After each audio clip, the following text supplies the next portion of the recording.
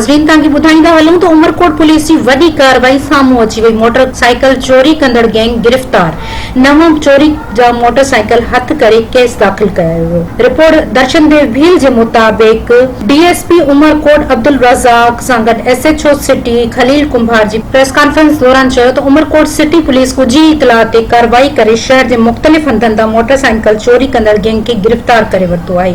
Umarkot city police गिरफ़्तार थियल जवाबदारनि ते मोटरसाइकिल चोरी करण जो केस दाख़िल करे छॾियो। उमरकोट गिरफ़्तार थींदड़ जवाबदारनि शहर मां मुख़्तलिफ़ हंधनि तां मोटरसाइकिल चोरी करण जो एतराफ़ करे छॾियो आहे। उमरकोट पुलिस शहर मां मोटरसाइकिल चोरी कंदड़ गैंग खे ॻुझी इतला ते सोघो करे वरितो। मोटरसाइकिल हथ कया विया। उमरकोट शहर में अमन अमान बहाल कराइण पहिरीं तरजीह आहे। शहरी पुलिस जो साथ ॾियनि, चोरनि खे कंहिं बि सूरत बख़्श न कयो वेंदो। मोटरसाइकिल चोरी थियण जूं वारदातूं रोकिजी वयूं आहिनि। उमरकोट में ॼाणायल चोर शहर मां मोटरसाइकिल चोरी करे विकिरो कंदा हुआ। ॻुझी इतला ते कार्रवाई कई वई। मोटरसाइकिल वापसि कराए चोर पकड़िया आहिनि।